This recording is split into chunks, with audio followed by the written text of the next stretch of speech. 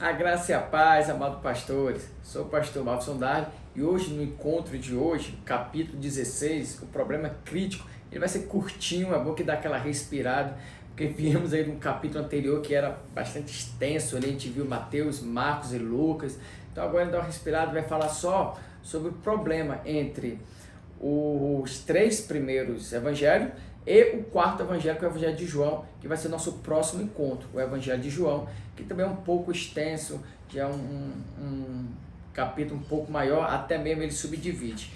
O que vamos falar? Primeiro, os sinópticos, né? Com exceção da última semana, tem alguns problemas em relação ao tempo e ao espaço, né? Por exemplo, o ministério de Jesus transcorre em sua maior parte na Galiléia. Mateus, Marcos e Lucas, a história de Jesus acontece na Galiléia. Já no quarto evangelho, ele dá foco em Jerusalém, nas indas e vindas de Jesus em Jerusalém. Outro critério é que parece que todos os três primeiros evangelhos acontecem em um intervalo de no máximo, 2 anos. Já o evangelho de João, ele cita 3 Páscoas, ou seja, dá a entender que passaram-se 3 anos.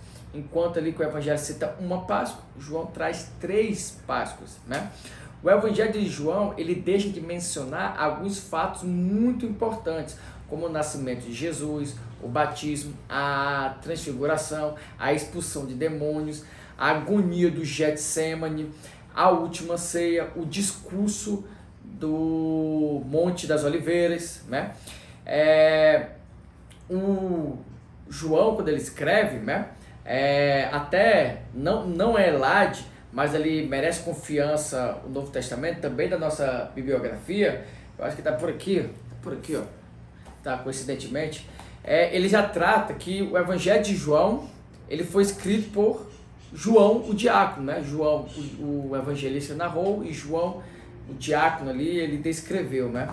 Mas ele não aborda esse tema, né? Em João, o estilo do ensinamento de Jesus é em discursos longos. Ele não vai tratar de parábolas, ele conta discursos longos, né? Ele não vai contar muita história, ele não é de muitos enredos, né? E a expressão mais peculiar do Evangelho de João é o ergo eimi, né?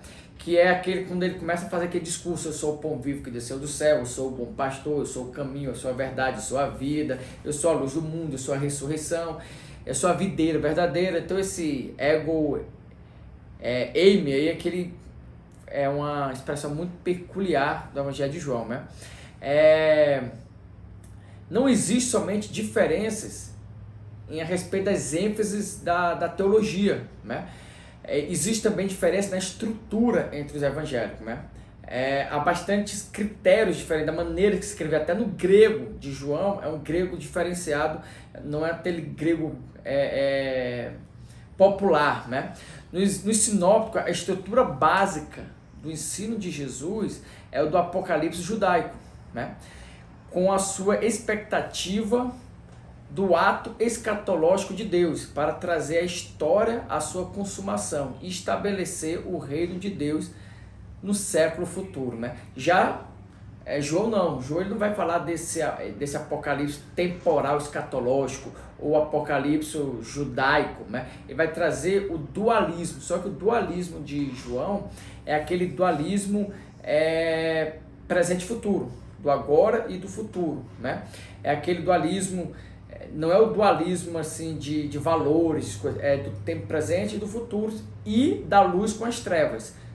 Essa é a característica do dualismo do Evangelho de João: presente e futuro, luz e trevas, né? O que mais que eu poderia falar aqui?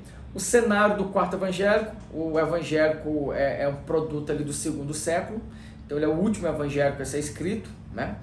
A característica de João, ele traz essa visão ali, ali entre o 2º e o 3º século, ele produzido ali no Egito, né? Para finalizar ali, vamos falar um pouco ali sobre as terminologias do João, né? Porque João ele reflete uma medida mais ampla de interpretação teológica do que os sinópticos. Até há quem diga, mas lá discorda, que João ele é um evangelista teológico, ele trata da teologia. Já Mateus, Marcos e Lucas, ele trata a história de Cristo, né? A história da salvação. Só que lá ele discorda disso, ele fala que tanto os sinópticos como João, eles são teólogos, mas cada um da sua maneira de fazer teologia. Enquanto os sinópticos, Mateus, Marcos e Lucas, ele conta a história e traz os fatores teológicos, João, ele dá ênfase, ele dá uma luz ali somente na parte teológica de Cristo, né? Então, ele é um evangélico muito mais teológico do que histórico, né? E aí, a conclusão, para a gente chegar à parte final, bem curtinho, né? O Evangelho de João, ele foi escrito, conforme sugere a tradição patrística, no final do primeiro século, para refutar uma tendência gnóstica na igreja. Então, se perguntar para quem foi endereçado o Evangelho de João, ele foi endereçada ali para a igreja, né? Para refutar algumas tendências gnósticas. Então, ele foi escrito para combater o gnosticismo. Por isso que ele traz Jesus como Logos, né? Ou seja, a sabedoria de Deus, a palavra pronunciada, né? E ele traz esse lado de Cristo, né? O verbo encarnado, né? Então, ele foi escrito ali no final ali do primeiro século, ali, entre o primeiro e o segundo século, né? nessa linha de tempo aí, nesse intervalo. Então é isso aí.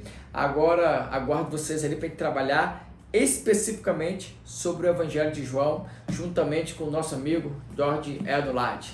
Até o nosso próximo encontro.